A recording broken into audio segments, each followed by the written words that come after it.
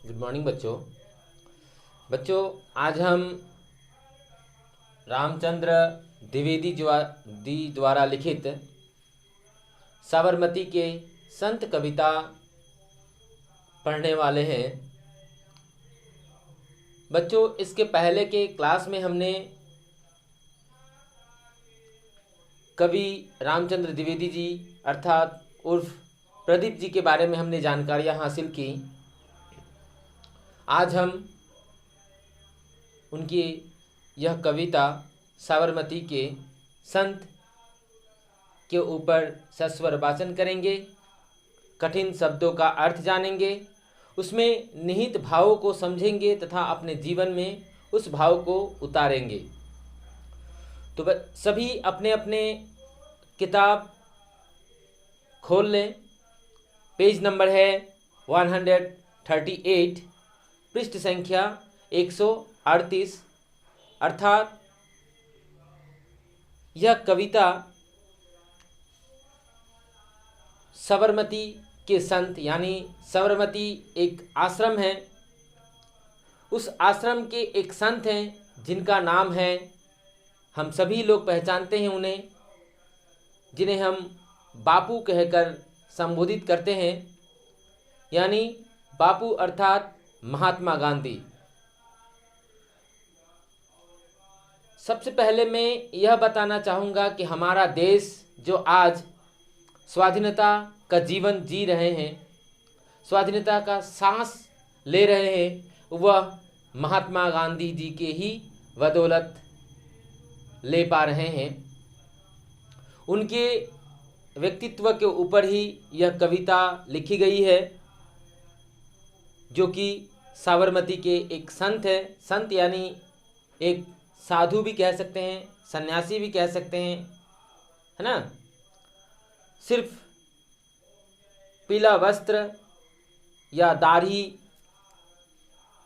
या हाथों में माला लेने वाले व्यक्तियों को ही हम साधु या संत नहीं समझते, बल्कि मन से जो संत होते हैं उसे भी हम संत कह सकते हैं। तो वही इस कविता में रामचंद्र द्विवेदी जी द्वारा लिखित महात्मा गांधी जी के ऊपर लिखी गई कविता है, जो हम पढ़ने जा रहे हैं। साबरमती के संत। दे दी हमें आज़ादी बिना खरग बिना ढाल, साबरमती के संत तूने कर दिया कमाल।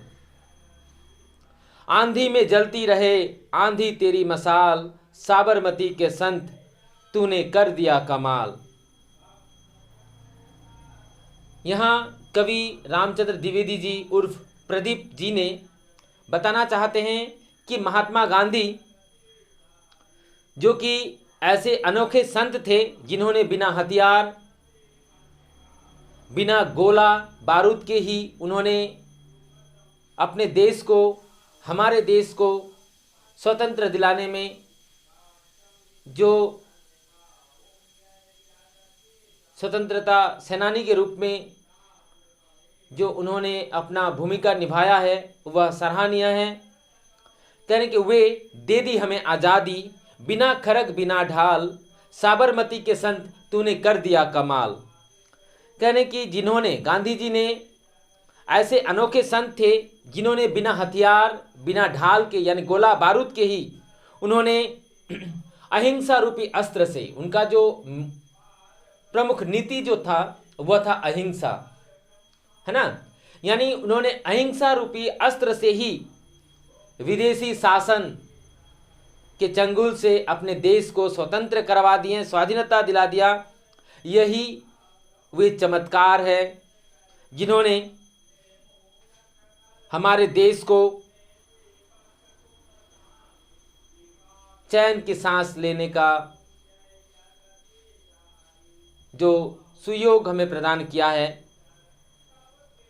आंधी में जलती रहे गांधी तेरी मसाल, साबरमती के संत तूने कर दिया कमाल। यानी हे साबरमती के संत महात्मा गांधी जी, आपने कमाल कर दिया, यानी चमत्कार कर दिया आपने, कि आपने अहिंसा रूपी अस्त्र से जो अंग्रेजों के हिंसा को आपने परास्त कर हमारे देश को स्वाधीनता दिलाया। रघुपति राघव राजा राम, पतित पावन सीताराम। घर ही पे लड़ी तूने अजब की लड़ाई, दागा न कहीं तोप न बंदूक चलाई। दुश्मन के किले पर भी न की तूने चढ़ाई, वाह रे फकीर खूब करामात दिखाई। चुटकी में दिया दुश्मनों को देश से निकाल, साबरमती के संत तूने कर दिया कमाल। यहाँ कवि कह रहे हैं कि रघुपति राघव राजा राम, पतित पावन सीताराम। रघुपति अर्थात रघु वंश के जो पति हैं यानी राजा हैं दशरथ, यानी रघुपति यानी रघु के जो राजा हैं, रघुकुल के जो राजा हैं वह है दशरथ। और दशरथ के पुत्र जो कि भगवान विष्णु राजा राम के रूप में अवतरित जन्म लिया है, वे पतित, पतित यानी पापी है ना, पतित अर्थात पापी व्यक्ति, पापी। पावन यानी जिसे पवित्र, सीताराम। कह रहे हैं कि जो रघुकुल में यानी दशरथ के घर पर जो भगवान विष्णु राम के अवतार में जन्म लेकर पापियों को पवित्र करते हैं, राम कौन? राम भगवान, सीता और राम जी। उसी प्रकार महात्मा गांधी जी ने भी अपनी अहिंसा नीति के बलबूते पर हमारे देश को, हमारे देश में रहने वाले जो मनुष्य है, व्यक्ति हैं या अंग्रेज है, उनका अहिंसा रूपी अस्त्र से उन्हें परास्त करते हैं। कवि कह रहे हैं कि घर ही पे लड़ी तूने अजब की लड़ाई, यानी घर के अंदर ही, यानी घर में ही रहते हुए, अपने देश में रहते हुए आपने एक अजब यानी अनोखा लड़ाई आपने लड़ा है। दागा न कहीं तोप न बंदूक चलाई, और ना ही आपने कहीं तोप जो होते हैं ना, जिसमें बड़े बड़े गोले होते हैं जो तोप के माध्यम से दूर तक फेंके जाते हैं, कह रहे हैं कि आपने ना तो तोप चलाई और ना ही बंदूक चलाई। आपने दुश्मन के किले पर भी न की तूने चढ़ाई, और ना ही दुश्मन, कौन से दुश्मन?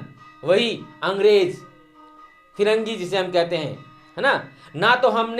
ना तो महात्मा गांधी जी ने उन फिरंगियों पर, उन अंग्रेजों पर तोप ही चलाई और ना ही बंदूक ही चलाई दुश्मन के किले पर, और ना ही उन्होंने चढ़ाई भी किया। वाह रे फकीर खूब करामात दिखाई। फकीर यानी, फकीर का मतलब यह नहीं कि कंगाल, फकीर का अर्थ कंगाल नहीं। फकीर का अर्थ, सही अर्थ अगर कहा जाए तो फकीर का अर्थ होता है कि जिसके पास सब कुछ होते हुए भी वह साधु का जीवन, वे एक संत का जीवन निर्वाह करता है, उसे कहते हैं फकीर। यानी अच्छे सलाह देने वाले, उपकार करने वाले, सहायता करने वाले को हम फकीर कहते हैं, पीर फकीर कहते हैं ना। वे क्या करते हैं? लोगों के कष्ट को हरते हैं, अब उनके दुख को कम करते हैं। इसीलिए महात्मा गांधी जी को फकीर कहा गया है। कह रहे हैं कि वाह रे फकीर, यानी महात्मा गांधी जी को कहने वाह, आपने खूब करामात दिखाई। करामात यानी चमत्कार, आपने क्या चमत्कार दिखाया है।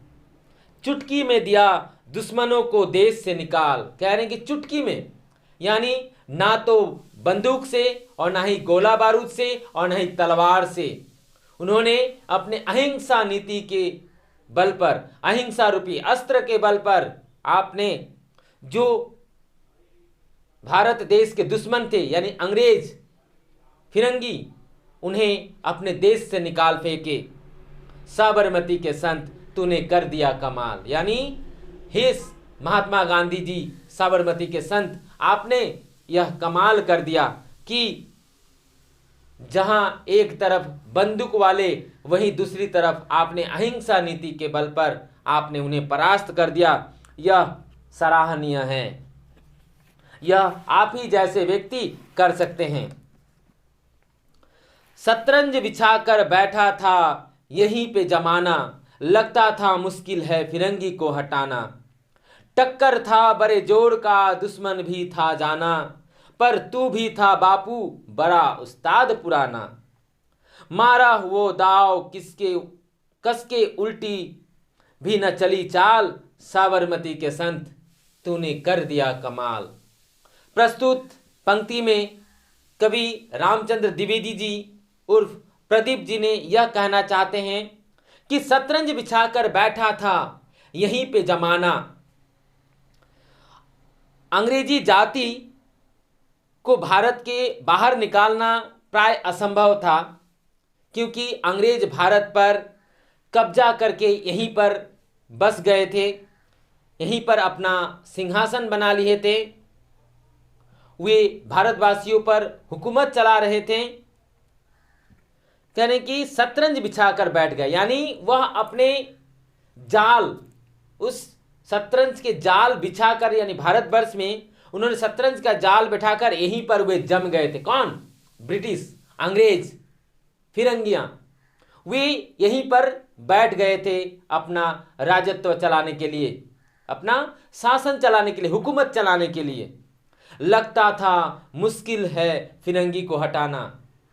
कभी कभी तो ऐसा लगता था कि यह फिरंगियों को, यानी फिरंगी यानी अंग्रेजों को, ब्रिटिश को, कि उनको हटाना असंभव था, मुश्किल लगता था। लेकिन महात्मा गांधी जैसे व्यक्ति जिन्होंने अहिंसा के बलबूते पर, ना कोई गोला, ना कोई बारूद, ना तलवार, अहिंसा की नीति के बल पर उन्होंने जो जीत हासिल किया, जो अंग्रेजों को परास्त किया, वे काबिले तारीफ है।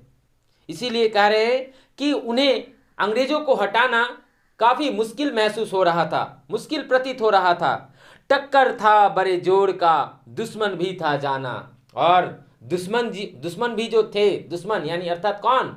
अंग्रेज, ब्रिटिश, यानी दुश्मन जो थे, ब्रिटिश जो थे, वह उनको भी यह पता था कि उनका पाला किससे पड़ा है, यानी उनका टक्कर किससे होने वाला है। यह भारतवासी जो कि हाथ में तलवार बंदूक ना होते हुए भी जो अंग्रेजों को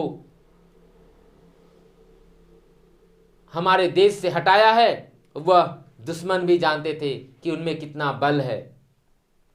पर तू भी था बापू बड़ा उस्ताद पुराना। कह रहे हैं कि बापू अर्थात महात्मा गांधी, परंतु महात्मा गांधी जी भी यहां उस्ताद जो है, उस्ताद का अर्थ है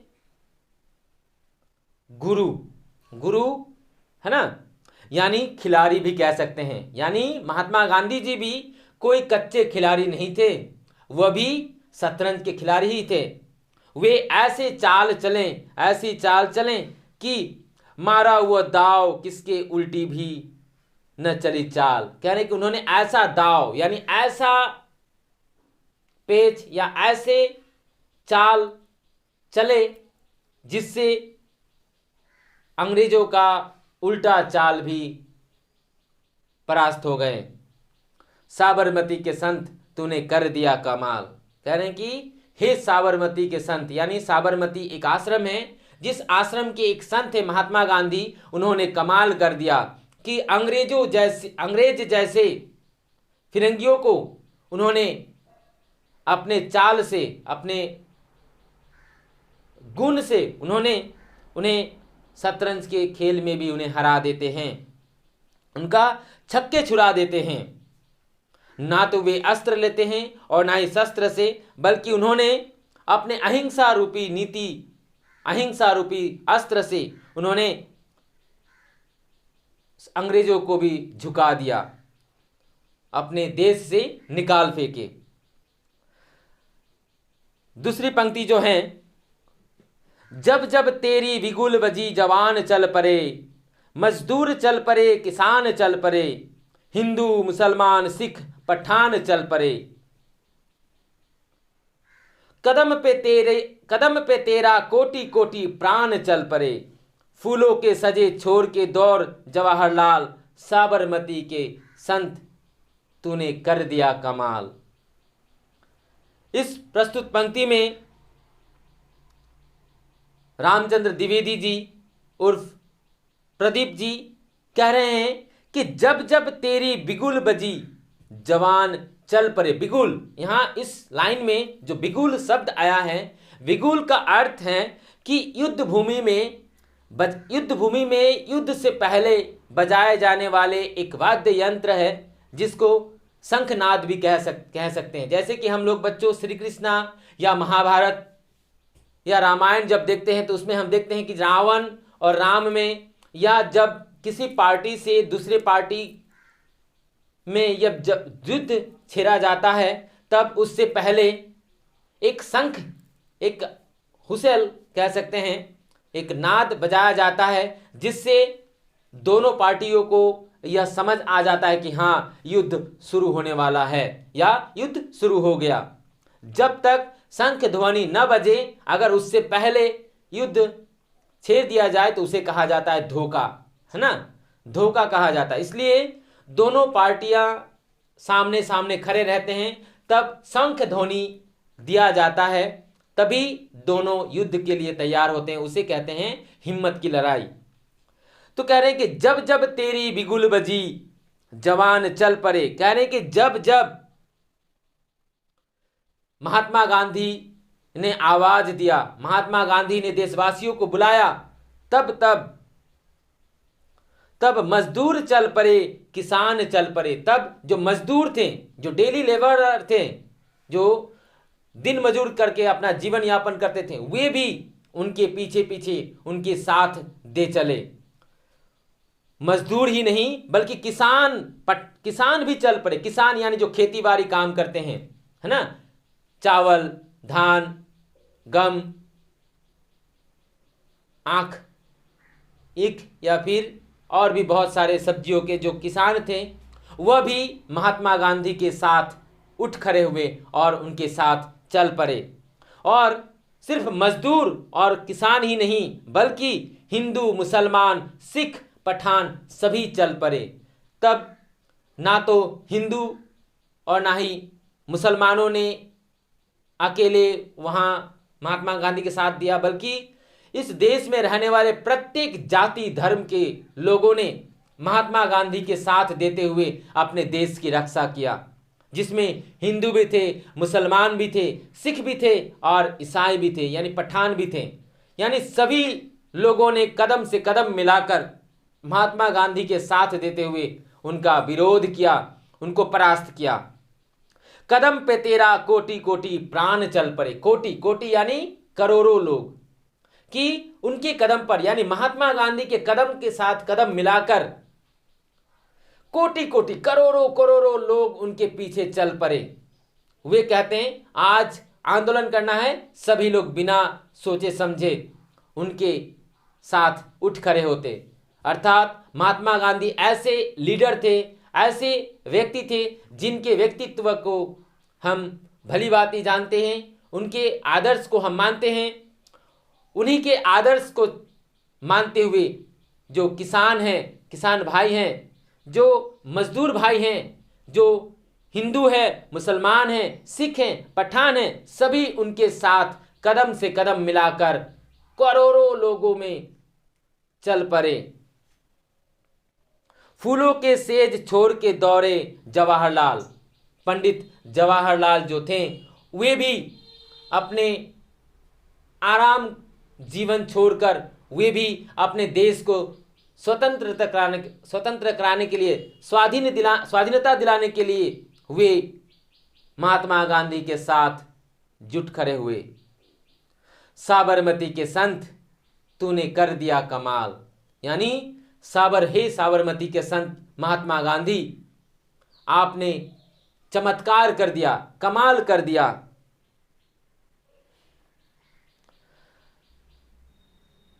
मन थी अहिंसा की वदन पे थी लंगोटी। मन थी अहिंसा की वदन पे थी लंगोटी, लाखों में लिए घूमता था सत्य की सीटी। वैसे तो देखने में भी हंसती तेरी छोटी, सर देख के झुकती थी हिमालय की भी चोटी। दुनिया में तू बेजोर था इंसान बेमिसाल, साबरमती के संत तूने कर दिया कमाल। कहने के मन थी, यानी महात्मा गांधी के जो वदन थे, उनका जो कद था वे बहुत छोटे थे, परंतु वे बहुत बड़े हस्ती थे। यानी उनके जो कद यानी शरीर का गठन वे छोटे थे, लेकिन उनकी चिंता, उनकी मन बहुत बड़ा, उनके दिमाग बहुत बड़े थे। कह रहे हैं कि मन थी अहिंसा की बदन पे थी लंगोटी, यानी मन जो था, यानी मन में था अहिंसा की नीति, यानी वे हिंसा कतई नहीं चाहते थे। वे अहिंसा के बल पर ही वे लड़ाई जीतना चाहते थे और जीते भी। उनकी मन जो था वे अहिंसा था और बदन पे थी लंगोटी, यानी बदन यानी शरीर, है ना, बदन यानी शरीर और लंगोटी यानी धोती। हम देखते हैं महात्मा गांधी जी के फोटो वगैरह देखते हैं, उनके पुराने कैसेट्स वगैरह देखते हैं, कुछ मूवी वगैरह भी देखते हैं उनके ऊपर रिलीज किया गया, तो उसमें हम देखते हैं कि महात्मा गांधी जी क्या करते हैं, पैरों में खड़ाऊ हैं और कभी कभी तो खाली पैर भी चल देते हैं, और शरीर पर धोती के सफेद यानी खादी वस्त्र पहने हुए थे। धोती, लंगोटी यानी धोती। लाखों में लिए घूमता था सत्य की सीटी, और लाखों लोग उनके पीछे चलते थे, लेकिन उनके हाथ में क्या होते थे, सीटी या सोटी यानी लाठी। एक लंबा सा लाठी, उनके हाइट के बराबर एक लंबा सा लाठी होती थी, यानी इतने लोगों के बीच भी वे लाठी लेकर चला करते थे। आजकल इस जमाने में अगर कोई लाठी लेकर चले तो लोग उसे शर्म देते हैं या खुद को शर्म महसूस करते हैं, लेकिन महात्मा गांधी जैसे ऐसे महानुभाव थे जिन्होंने लाखों के भीड़ों में भी वे अपने लाठी को नहीं छोड़ते थे। तो कह रहे हैं कि उनकी मन जो थी वह अहिंसा और बदन पर यानी तन पर यानी अपने शरीर पर धोती पहने हुए थे, ओढ़े हुए थे, और लाखों में घूमते थे और हाथ में होती थी लाठी। वैसे तो देखने में भी हस्ती तेरी छोटी, और उनको देखने में बहुत छोटे लगते थे। सर देख के झुकती थी हिमालय की भी चोटी, कह रहे कि हिमालय जैसे बड़ा शिखर भी जब महात्मा गांधी को देखते तो वे सर झुका देते। जिन्हें देखकर हिमालय की चोटी भी झुकती थी। वे दुनिया में अतुलनीय थे। अतुलनीय यानी जिनका कोई तुलना नहीं, जिसके साथ कोई कंपेयर नहीं कर सकते कि हाँ महात्मा गांधी के जैसा यह व्यक्ति है, यानी उसके साथ किसी का कंपेयर नहीं किया जा सकता। वे ऐसे महान व्यक्ति थे। दुनिया में तू बेजोर था, इंसान बेमिसाल, यानी कि दुनिया में वे बेजोर यानी उसके जोर का कोई आदमी नहीं था, यानी उनके समानता का कोई व्यक्ति नहीं मिला, और ना ही वे इंसानों में बेमिसाल यानी अनोखा, यूनिक, है ना। मन से लेकर दिमाग, शरीर से लेकर उनकी हर मनोदशा प्रत्येक मनुष्य से अलग था। साबरमती के संत तूने कर दिया कमाल। साबरमती आश्रम के संत महात्मा गांधी जी, आपने कमाल कर दिया। आपने हाथ पर एक लाठी और बदन पर खादी वस्त्र पहने। आपने जो इस देश को स्वतंत्रता दिलाने में जो सहयोग किया है वे अतुलनीय हैं। जग में कोई जिया तो बापू ने ही जिया, तूने वतन की राह पर सब कुछ लुटा दिया। मांगा न तूने कोई तख्त व ताज ही रहा, अमृत दिया सभी को खुद जहर पिया।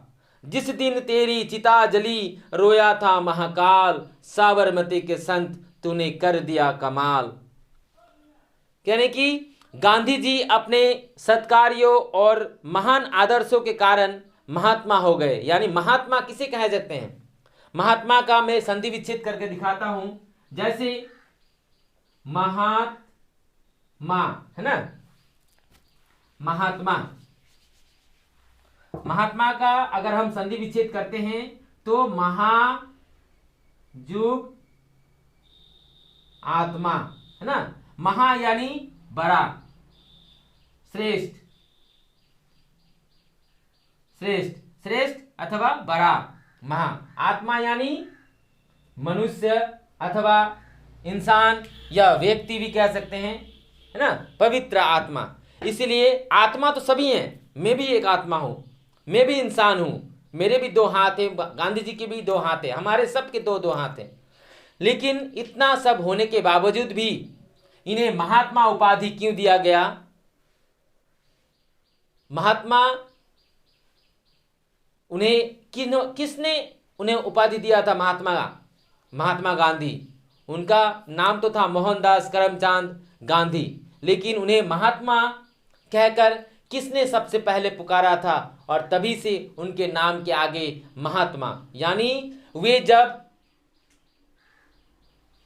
कोलकाता में, पश्चिम बंगाल में, जब रविंद्रनाथ ठाकुर जी द्वारा निर्मित स्थापित शांति निकेतन में जब मोहनदास करमचंद गांधी, तब तक वे मोहनदास करमचंद गांधी थे, लेकिन जब शांति निकेतन में आने के बाद जब द्वार पर ही विश्व कवि रविंद्रनाथ ठाकुर जी ने मोहनदास करमचंद गांधी जी को महात्मा गांधी कहकर जब उन्हें पुकारा, तभी से उनके नाम के आगे महात्मा नाम जुड़ गया, है ना। इसीलिए उसे कहा जाता है महात्मा, यानी आत्माओं में महाआत्मा। आत्मा तो सभी के पास है, लेकिन महान आत्मा सिर्फ इन्हीं के पास था, इसलिए उन्हें विश्व कवि रविंद्रनाथ ठाकुर जी ने महात्मा कहकर संबोधित किया था। तो कह रहे हैं कि जग में कोई जिया तो बापू ने ही जिया। कह रहे हैं कि संसार में अगर किसी ने मनुष्य का जन्म लेकर सही अर्थ में जो जिया है, वह है महात्मा गांधी जी। तूने वतन की राह पर सब कुछ लुटा दिया। कह रहे कि वतन यानी अपने देश के लिए महात्मा गांधी जी ने सब कुछ लुटा दिया अपना। मांगा न तूने कोई तख्त वह ताज ही रहा। क्योंकि आजकल हम देखते हैं इलेक्शन वगैरह आते हैं, तो इलेक्शन में कुछ लीडर लोग क्या करते हैं, काम वगैरह करते हैं अपने पार्टी के लिए। तो वे क्या दावा रखते हैं कि मैं आपकी पार्टी में काम करूंगा जरूर, लेकिन उसके बदले मुझे क्या मिलेगा। तब वे कहते हैं कि आपको जीपी प्रेसिडेंट में मैं टिकट दिलवा दूंगा या आपको नौकरी दिलवा दूंगा, यानी कुछ कंडीशन रहते हैं, तभी यानी कुछ स्वार्थ रहता है, तभी वे लोग अग्रसर होते हैं एक दूसरे का मदद करने के लिए। लेकिन यहाँ महात्मा गांधी जी का कोई स्वार्थ नहीं था। वे निस्वार्थ भाव से अपने वतन को, अपने देश को आज़ाद करवाने के लिए ना तो उन्होंने कोई तख्त यानी कोई ऐसा प्लेटफॉर्म या ऐसा पोजीशन उन्होंने मांगा, और ना ही कोई सिंहासन मांगा, यानी देश का प्रधानमंत्री या राष्ट्रपति, यानी कुछ भी उन्होंने नहीं मांगा कि मैं अपने देश को आज़ाद करवाने के बाद मैं यह ले लूँगा, है ना। उन्होंने सत्य का मार्ग दिखाया था और अपनाया भी था। कह रहे हैं कि वतन के लिए वे सब कुछ लुटा दिया था, पर उन्होंने नवगठित सरकार, यानी जब 15 अगस्त 1947 को जब अंग्रेजों ने भारत को स्वाधीनता दे दिया, तब जो नया संविधान बना, नया संगठन बना, नया देश के प्रधानमंत्री बनाए गए, राष्ट्रपति बनाए गए, तब उन्होंने कुछ भी नहीं लिया, कोई भी पद ग्रहण नहीं किया। मांगा न तूने कोई तख्त व ताज की राह, अमृत दिया सभी को खुद जहर पिया। कह रहे कि उन्होंने सबको अमृत दिया, यानी पूरे भारत के जो हिंदू, मुसलमान, सिख, ईसाई, पठान या मजदूर, किसान, सभी भाइयों को उन्होंने अमृत रूपी यानी स्वाधीनता रूपी अमृत उन्हें दिया, और खुद कष्ट ही झेला, खुद के लिए कष्ट झेला। इस महानुभाव की मृत्यु में जिस दिन तेरी चिता जली, यानी जब महात्मा गांधी जी हमें छोड़कर 2 अक्टूबर, है ना, नहीं, जब महात्मा गांधी का निधन हुआ, तब सारा जग रोया, यानी पूरे विश्व उनके मृत्यु पर शोक मनाए, रोए। महाकाल अर्थात जो हम जानते हैं या हम सुने हैं कि जब इंसानों का मृत्यु हो जाता है, तब महाकाल आते हैं उसे ले जाने के लिए, यानी यमदूत जिसे कहते हैं, आते उन्हें ले जाने के लिए। वैसे महात्मा गांधी का जब निधन हुआ तब महाकाल यानी यमदूत जो थे, यमदूत, उन्होंने भी रोया था कि ऐसे महान व्यक्ति मर गए।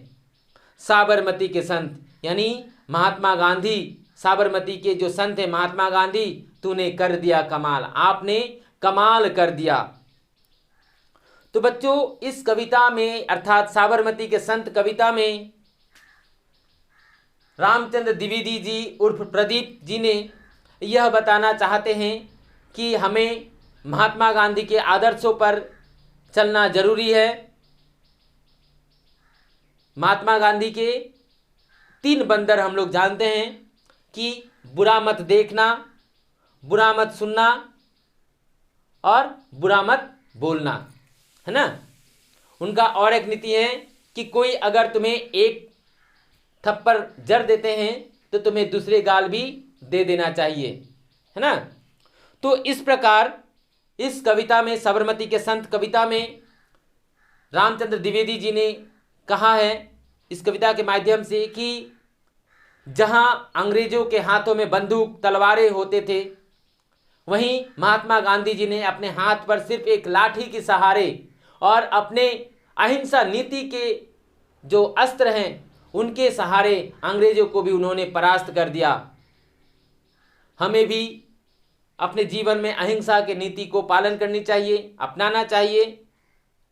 यही इस कविता का संदेश है। आज के लिए इतना ही, धन्यवाद।